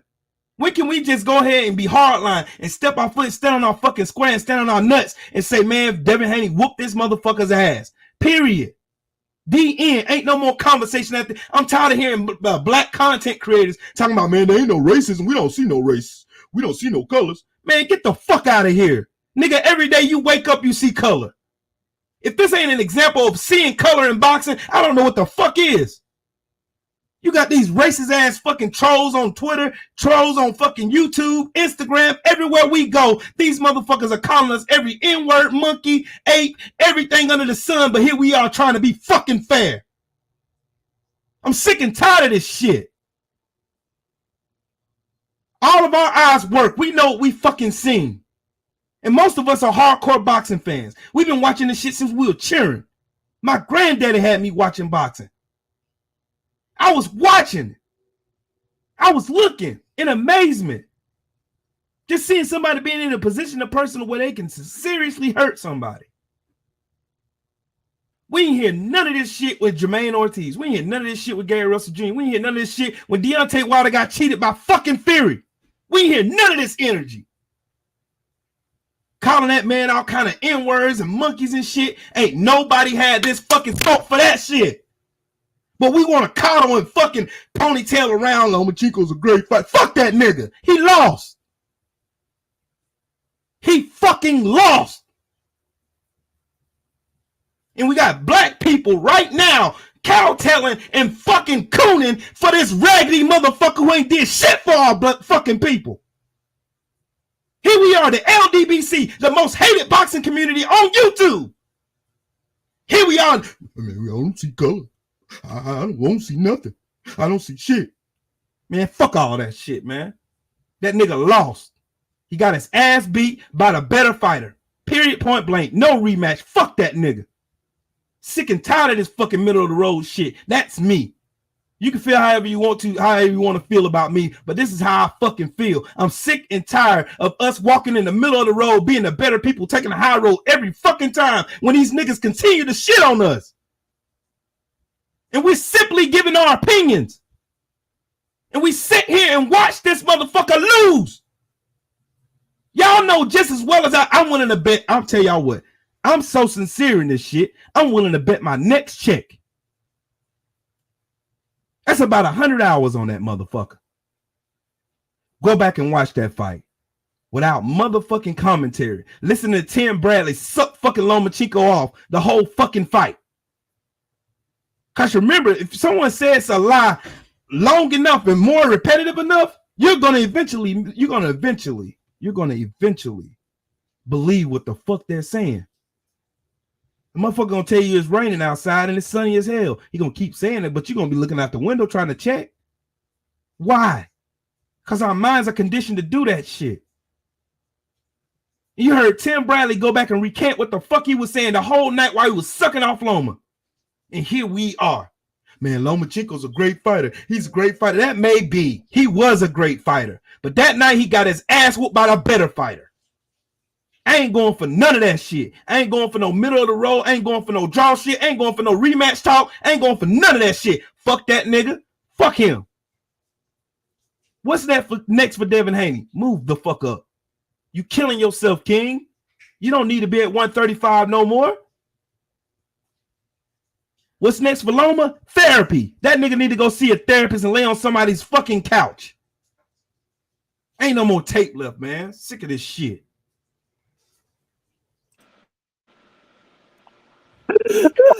So you know the issue I had with your statement though. Like, I get it. Everybody is going against us because we black. We're gonna get that regardless whether it's boxing, football, basketball, soccer, hockey, baseball, rugby, paddleball, ping pong, pool. It don't Life. synchronized swimming, nigga. If you go for a sharpshooting, they gonna sit there and call you niggas or whatever the fuck it is. I ain't even talking about that. I'm talking about niggas. I'm talking about us, bro. That's what I'm talking about. I'm talking about black folks. Listen, let me get it out because I'm gonna get there. You gonna get what I'm saying. See, you so zeroed in on Devin Haney and Deontay Wilder, you didn't realize that you got somebody like Jamel Charlo got the same treatment when he was crying in the ring after the Tony Harrison loss. And then he got the same treatment when he beat Brian, the dude he just beat for Undisputed the first time when it came a draw. Everybody and their mama said he lost the fight. He got the same treatment. When Shakur Stevenson gave you a boring fight against Jermaine Nagatalia, he got the same fucking treatment. When you had somebody like Earl Spence fought Sean Porter and won, he got the same treatment from us and white fighters. When you had somebody like a motherfucking let me throw another one out there for you. Because I can think about when Roy Jones lost to Antonio motherfucking Tarver. I mean, when he beat Antonio Tarver the first time, everybody and their mama said Tarver won. If we'd have had social media back then, it would have been a fucking shitstorm. But we so caught up in our favorite fighters that you get so caught up that they on your favorite fighters. Nigga, all these fighters get it. They all black. We all get it. But you gotta look past that shit, say fuck it, and don't get out your feelings, because at the end of the day, this is the internet era. That you gonna get trolled on whatever you say. If I go in there and say the sky is green, the sky is blue, you gonna have 3 motherfuckers come on there and tell me it's pink, purple, and green. If I go stand outside and damn it feel good outside, at least you got outside to go to feel good. Somebody go to the internet, nigga, fuck what they say. Be the bigger man and let it go, but still speak your mind. We not stopping you from speaking your mind. But no, the I issue ain't is talking when we about. go, I'm not talking about that. But when we go out our way to sit there and talk shit about certain fighters and shit like that, why? Now I don't. You can talk shit about them, but when we calling them out their names and this and that, when we talk shit about Loma and call him he a bitch ass nigga or something like that, making him look bad. So it's taking credit away from Devin for this fucking win. When this is one of the best fighters on his resume. So when we go in there and talk shit about that man right there, it denigrates the win. It takes value from that win. I'm not talking We about have to, them. but I we, know they're but gonna we be have to, racist we gotta regardless, get, bro. I know we that. I'm gotta not get. talking about them. I'm talking about the ones that look just like us. That's the one still I'm talking talking about. but I'm that's talking what I'm about the speaking of. Sambo That's and what, South Well, look Philly here, Cooney. look That's what here, I'm talking fellas. about. you looking past me. Look here, That's what I'm fellas. I speaking brought a of. gift. I brought a gift. Junior, would you play that dedication and shout out to the brother Willie Lowe for that there? I put that in there. Go ahead, Junior. I put it. Jigga jigga boo. Go ahead, Junior. Play it, man. Where is it, bro? I don't see it. You don't see it? Oh God. Where That you video is funny I as put hell, bro. it should be down there in the where Oh, the that shit is share funny. screen share. That shit is funny as hell. Oh, Yeah, play that video. come on, man. Come on. We got niggas to talk down. Come on. Come on, nigga boo. I need you Come to on, down man. all of your kind now. And if you root for me and I'm my kind and never represent them blacks, I'll get snatched. And if you promise you'll persuade the judges, pick the whites and not those blacks, it's a fact that I'm rewarding you a jigger of this meal for the deal now. Nigga jigger boo, I thank you for showing world how you get down. Oh Lord. Somebody come get me off this damn floor, man. Stormy, why you do that shit? Man. I'm trying not to laugh like Lord, man. Jigga Man. Hey, man. stupid as hell, bro. Man. I watched that video 10 times Sunday. I watched it 10 times, no lie. I watched it 10 times Sunday. Hey, man. What the fuck is the man? My brother K _, man. Give me your thoughts on the Haney versus Vasily Lomachenko fight, man.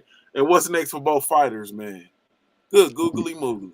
Well, I guess I'm gonna be a Debbie Downer. You know what I'm saying? And I didn't bet with emotion.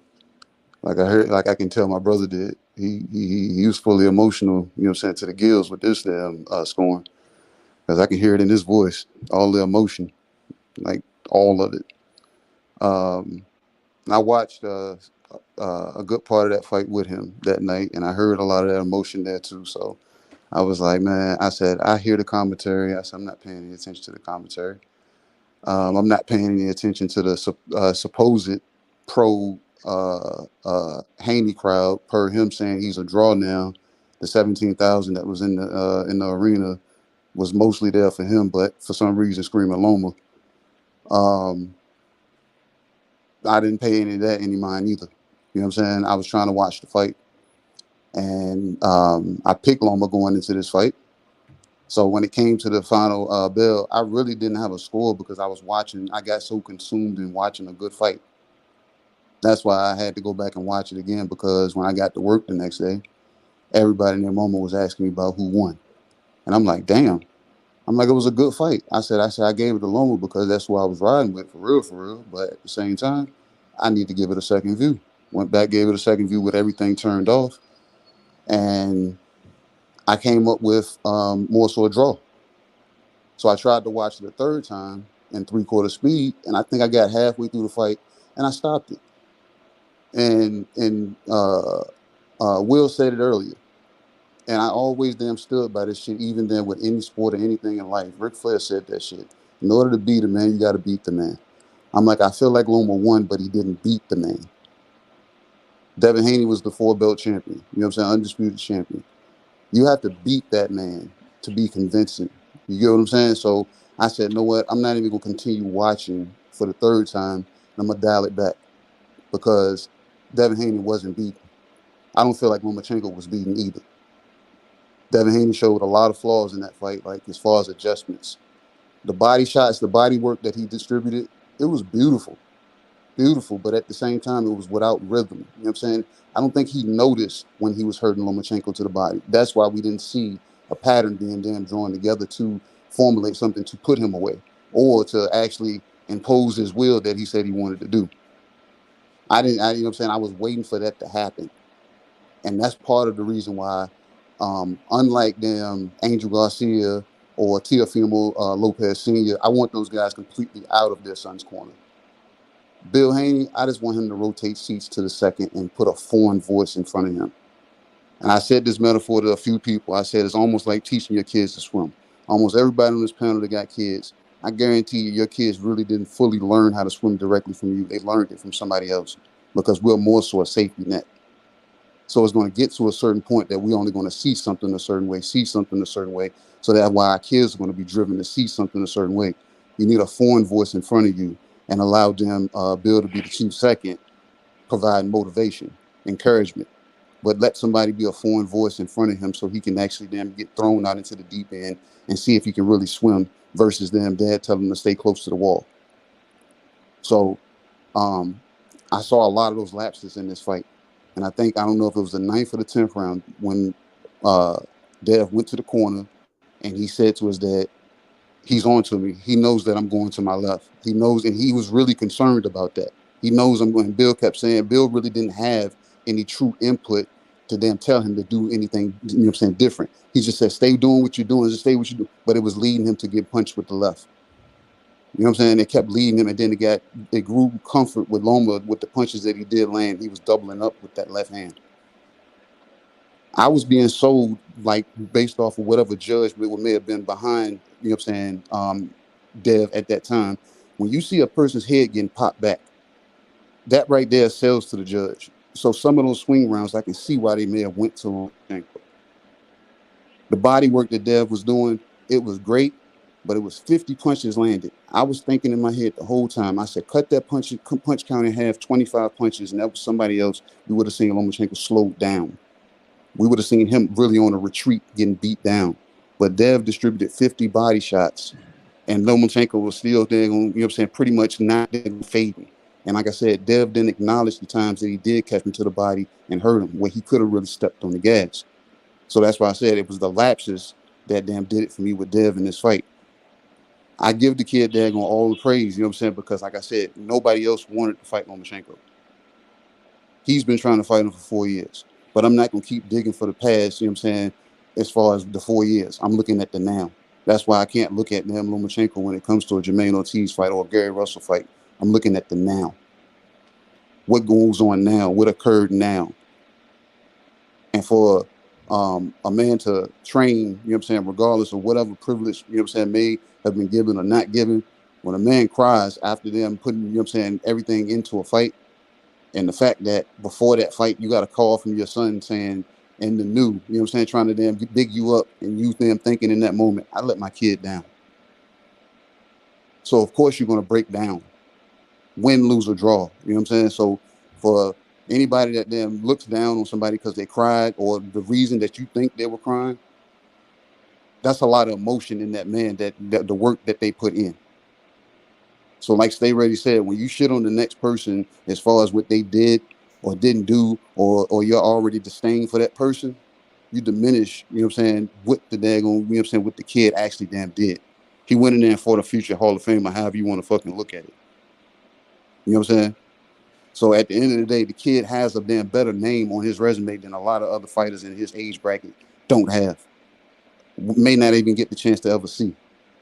So when you speak like that shit, then I'm like, God damn, it's a lot of emotion there. Are we really talking boxing, or is it really your emotional bias?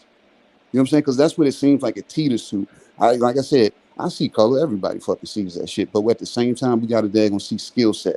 If somebody's skill set prevails over the next person, then you got to damn acknowledge that. You know what I'm saying? This fight, I felt Dev. I want to see a rematch because, like I said, it was a 1-point unanimous decision. You know what I'm saying? If Moretti had damn scored that damn 10th round for Lomachenko, that was one of the most clearest rounds won in that fight. It would have been a damn 1-point daggone score across the fucking board. So I feel in my mind, I don't like damn unanimous decisions going to a rematch, but this fight was necessary to me because it was about 1 point, 1 round. Go ahead and run it back. If you're seen as Floyd-esque, the way everybody damn classifies you, Floyd always rematched all his controversial daggone victories because he wasn't sure of himself. He was like, no, that didn't look the way I wanted it to look. I believe it could be better. So I'm saying, I get a kid to win, but he can't go back and watch this fight itself and say, "No, what I beat Lomachenko." No, I won. I had my hand raised. He didn't beat Lomachenko. You know what I'm saying? He didn't do anything that nobody else hasn't done since he's come up to 35. So with that said, in the future, you know what I'm saying, going forward, Lomachenko needs to go back to 30 because he's not going to get another opportunity for undisputed, you know what I'm saying, at 35. Because if Dev stays there, you know what I'm saying, he's going to fight maybe one more fight, go to 40. And if he wins that fight and still goes to 40, then all the fucking daggone Infinity Stones get spread back about. So he's not going to get, you know what I'm saying, get an opportunity of getting undisputed there. You have the best chance on the back end of your career, go back down to 30 and play that chance there. Now, Dev, if he plans to stay at 30, I would love to see him fight Shakur. That fight, to me, it would put a lot of casuals to sleep. That's why a lot of people might not want to see that right now. That'll be a strategic fight. And I would love to sit back with me, Stormy B, man, and we'll pick that fight apart because how strategic those two kids would be. Both, I believe Loma was supposed to raise Dev's damn level. I believe Shakur could, you know what I'm saying, be one that can do that, you know what I'm saying, in that case. Or if they're going to Tank, they're going to figure out what he's actually going to do, see what's up with Tank. But at the same time, I don't think Dev makes it out of that fight against Tank. And if he goes to 40, you know what I'm saying, vacate the titles before you do that. Don't play the game that I'm going to go up to 40, take a fight, and then try to come back to 35 because it's going to look like you're ducking certain fighters in a certain pocket. So that won't behoove you. So that's what I got in conclusion, Junior. Yes, indeed, man. I'm gonna say this. As far as my thoughts on the fight in and of itself, man, I felt like it was a masterful fight. It was a masterful performance by both fighters. You know what I mean? What we saw was a technical, stylistic clash, and the thing that made me so excited was that we have Vasily Lomachenko with all of his skills and all his attributes and his age and his experience and what he's accomplished within the sport of boxing in there versus I'm gonna speak for myself. My young champion, my young undisputed lightweight champion of the world, Devin the Dream Haney, who's 24 years old. And to see my youngin put on the performance that he put on versus the greatest boxer since Muhammad Ali, according to some people, the Matrix, the greatest boxer of the era, the person who was a perennial pound for pound fighter up until he fought Devin the Dream Haney, which I find to be very interesting. You feel me? Prior to him signing the fight, Devin the Dream Haney, he was on everybody's pound for pound list. You feel me? With 2 losses. You feel a lot of people he was in their top 5 with the 2 losses. You feel me? But automatically somehow he miraculously disappeared from everybody's pound for pound list. You know what I mean? When they went in to fight Devin the Dream Haney, but my young undisputed champion went in and put on the masterful performance that he actually was able to put on. As far as the fight it goes, I scored the fight 7-5. I'm leaning, it was 8-4. Depending on how I'm feeling, 7-5, solid. You know what I mean? I'm not mad with people who said it was a draw. I'm not mad with people who said they felt like Lomachenko won 7-5. You feel me? The one thing I'm mad about is the robbery talk.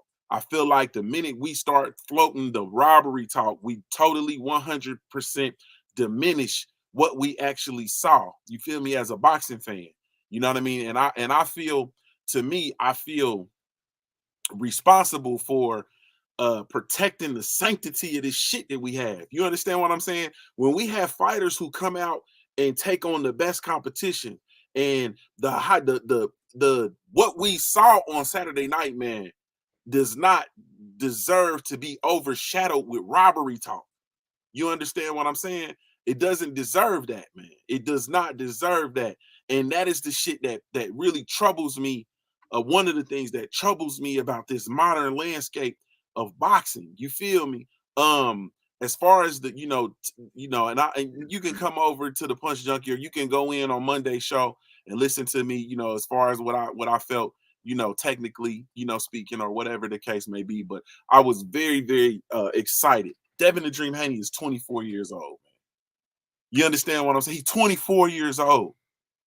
undisputed champion of the world, the real undisputed champion of the world.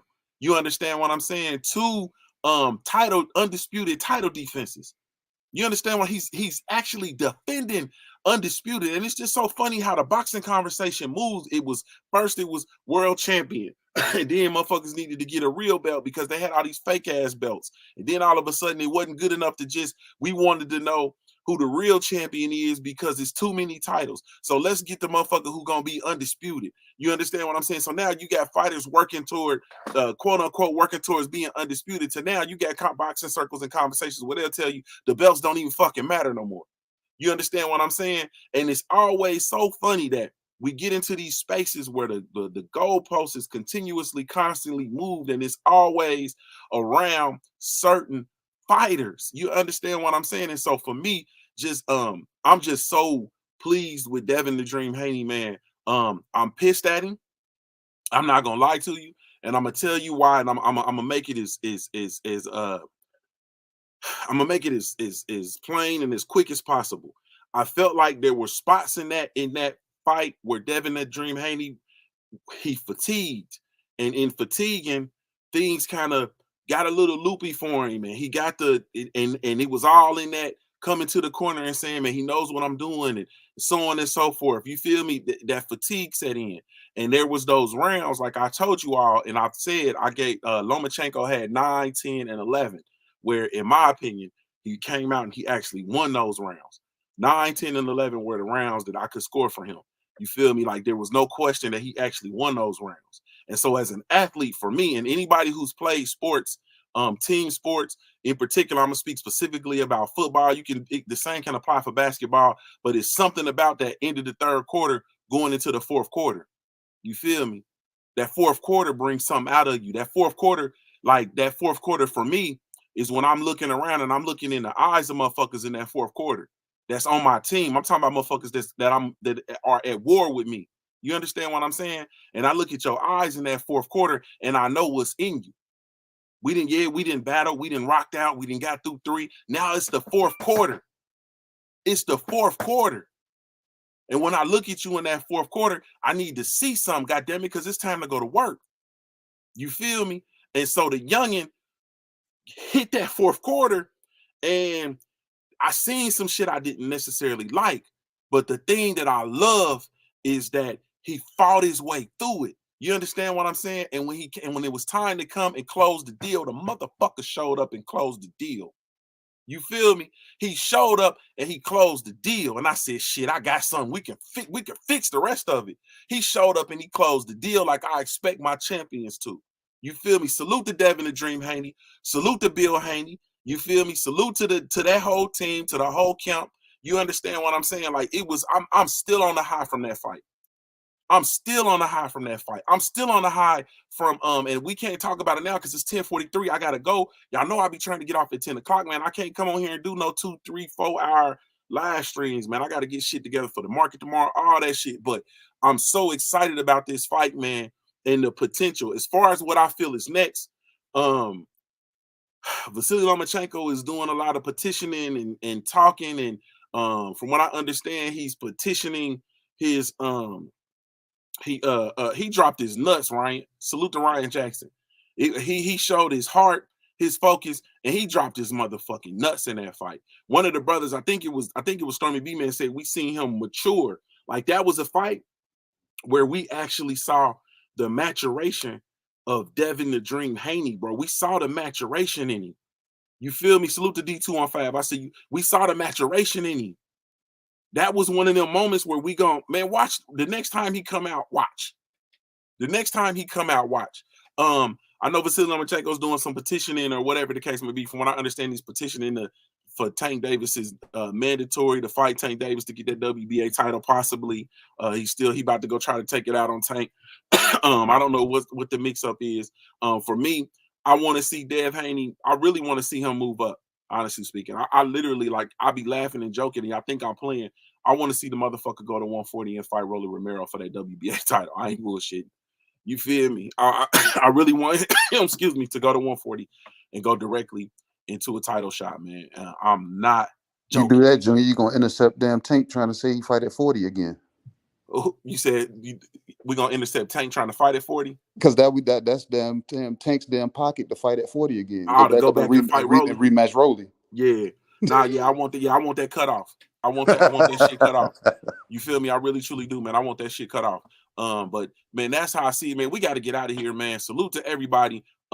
They still said Loma has to go back to the Ukraine a loser, man. Come on, bro. You feel There me? is a quick solution to all of this, Junior, with these young fighters. You know what it is? To get back to the basics of combination punching. You don't see that from these young fighters. And Stay Ready was just talking a moment ago. He said he's getting back in the gym. They got something in the gym that they call a bag drill, where the last minute of a round, 30 seconds of a round, 10 seconds of a round, you throw punches into the bell. A bag drill makes a difference, even when a fighter is fatigued, and that might be something that Bill and Devin, even though they may have done it in the past, through training and everything, you have to incorporate it in the fight. When you let your hands go, the judges take note of it. Single shots or a 1-2 here or a solid punch, that's okay, but you need to run combinations. We didn't see enough combinations from this young guy. Yeah. And the answer, I see my brother Trill Will, he said he ain't heard one criticism from of Loma, but dead. And I'm gonna say this for myself. I have absolute. I'm gonna give y'all a moment of transparency on my way out the door. I don't care enough about Vasily Lomachenko to criticize him. My critiques and criticisms for me is I hold it for the people who I want to actually see improve and who I actually want to see get better. I was not a fan of the Vasily Lomachenko versus Devin the Dream Haney fight. I feel like this Vasily Lomachenko was gifted an opportunity at Devin the Dream Haney that he did not deserve. Honestly speaking, I felt like this fight was a sham. It was a setup in order to do what Scam Daddy does, and for whatever reasons, it didn't transpire the way that it was intended. The boxing god smiled on us. You feel me? But I have absolutely no desire to criticize. Lomachenko came out and he did what he did. From my standpoint, I have absolutely no interest in criticizing him. I don't really have an answer for what Lomachenko can do next because I really don't necessarily care. You feel me? What Vasily Lomachenko does next. Literally, you feel me? So for me, I just don't really. Nah, you understand what I'm saying? And that's as good as I'm gonna say it, and as best I can say it, man, and maintain my decorum. As far as Vasily Lomachenko, man, I think that it might be time to hang it up, bro. Anytime you lose the fight, my criticism for him will be to conduct yourself as a champion after the fight. You understand what I'm saying? You lost the fight, conduct yourself as a champion after the fight. Get on back on the horse and back in the gym and figure out what's next for your career. Running around here petitioning everything, calling for investigations and so on and so forth in a fight that was close that you lost, man. You lost the fight, bro. You feel me? I don't, and even with my scorecard, I'm on some. I could see it 7-5, maybe 8-4, but never once did I look at it and think that Vasily Lomachenko won the fight. You feel me? And so I just feel like, when it's all said and done, be a champion, suck it up like people, have to suck it up all the time. Suck it up like Jermaine Ortiz had to suck it up. If you felt like, you won, suck it up like other fighters have had to suck it up when they fought you. At the end of the day, man, just be a champion. It's something to being a champion in and outside of the ring throughout the entire totality of the process. But as far as, me, I have zero desire to, man, I hate to say it like this, bro, but I could not see Vasily Lomachenko fight again and not be cool. I hate to, you feel me? Like I could. If he fight O'Shaquie Foster, I could be cool with that. Yeah, maybe, or maybe if he fight, if you give the opportunity to Shakur Stevenson, Shakur, then cool. But like other than that, man, I'm not really. It's cool that you can say that, Junior, because you're saying it without feelings. You get what I'm saying? Yeah. I wholeheartedly respect that because, like I said, it don't. When I hear men talk, I hear the whine. You know what I'm saying? But when I'm hearing you, you just saying it straight out. There ain't no feeling to it. I ain't got no feelings for none of these fighters either. I know who I want to win, but it ain't no feelings behind the shit. I don't give a fuck. It's difficult for me, man, because I have a huge, like, I'm emotional as fuck, bro, and I have a lot of I have a different level of love and commitment. You know what I'm saying, to some fighters, and I have to be careful with it. You know what I'm saying, because it's shit just it's different. Like it's some fighters that could call me right now, and if they in some shit, we in some shit. But those are fighters I have that relationship with. You know what I'm saying? So, I had to really be careful. Just like if Stay Ready called me right now and said he was in some shit, we in some shit. You feel me? Will called me and said he in some shit, we in some shit. You feel me? But at the end of the day, all dogs go to heaven said, yeah, you do. You're very emotional. Yeah, I'm emotional as fuck. You know what I'm saying? But at the end of the day, I try to allow my level of respect to supersede. You feel me? My emotion. Me too. But as far you alive, Mahari Nation. You alive, bro. Man, stop it, bro. Man, you alive. Man, I ain't gonna argue and bicker with you. I gotta defend my. Let me defend. I ain't going back and forth with you niggas, man. Back and forth with you. I ain't going back and forth with you. I done got on you so many times about calling these fighters bitches and shit like that. You emotional as fuck, and I don't even want to hear your excuses today. Excuses like assholes. Yeah. Everybody got one. Some people got two. You know what I'm saying? And they all stink. All of them stink. Man, we got to get out of here, man. Salute to y'all, man. I really, truly, genuinely appreciate y'all coming through, man. We got through like 2 questions of my 10 questions for the show. So we got to come right back and we got to get busy tomorrow. Next week, we're going to start on time. We're going to get through it, man. We're going to get through it, man. So salute to the family, man. I really, truly, genuinely appreciate y'all, man. You have absolutely no idea, man. Salute to the entire panel, man. Another dope show. Salute to everybody, man, and salute to boxing this weekend, man. Salute to boxing. This is Junior the Truth signing off on behalf of the LDB, the Smoke City Mobcast. Never mind who you thought we was. It's the LDBC. Joe Townsend, you late, homie. I see you in the building, man. Salute.